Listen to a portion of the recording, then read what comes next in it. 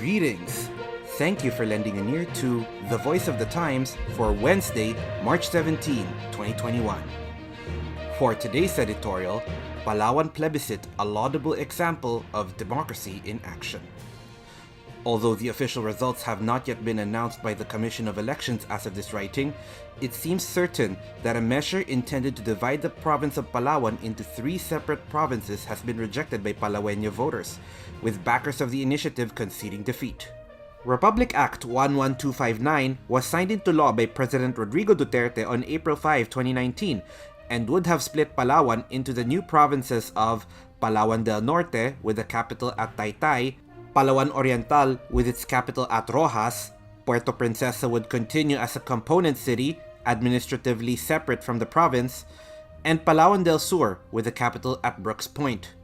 Because the measure would have fundamentally reorganized the government structure, it could only take effect if approved by a plebiscite of voters in the province, which has 23 municipalities. That plebiscite was originally scheduled for May 11, 2020, but was postponed due to the COVID-19 pandemic, and rescheduled for this past Saturday, March 13. At the time the new schedule for the plebiscite was chosen, it was believed that the steady improvement in management of the pandemic and decreasing case numbers would by election day make conducting the plebiscite safely much easier. But of course, that did not turn out to be the case. Even if the plebiscite just concerned one province in which voters would be casting a yes or no vote on a single question, organizing election under any circumstance is a complex undertaking and could not be postponed indefinitely. Likewise, the people's right to decide on the question could not be delayed any further. And so, the vote went ahead, under what looked like the worst possible conditions. In the midst of a dangerous surge in COVID-19 cases, and with the added bonus of a heavy rainstorm affecting most of the province on Saturday. All credit to the COMELEC for being able to pull it off successfully. By all accounts, the plebiscite was conducted with very few problems, no serious technical issues or corrupt activities being credibly reported, with the only delays in the official canvassing and recording of votes coming from the distance. Some municipalities are from Puerto Princesa City, which is a normal feature of Palawan even under the best of circumstances.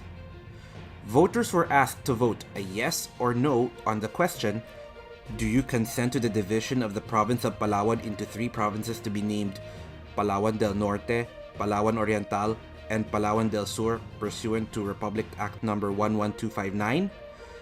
Unofficial results showed that about 60% of Palawan's registered voters, excluding those in Puerto Princesa who did not participate in the plebiscite, turned out for the vote, with slightly more than 58% voting no, meaning that Palawan will remain a single province. The result was bitterly disappointing to backers of the split, including controversial Palawan Governor Jose Alvarez, who had claimed the measure would lead to better delivery of public services and more tourism and investment opportunities. Opponents of the move argued that it would lead to increased government corruption, erode Palawan's already at-risk environmental protections, and deepen economic inequities between various parts of the province. These arguments evidently weighed more heavily with the people of Palawan. The yes vote gained a majority in only 4 of 23 municipalities. In spite of the unfavorable result, about which Governor Alvarez and his allies made their displeasure known, the losing side reacted honorably, and perhaps should be given some credit for this, as it is all too often an atypical outcome of any election in the Philippines.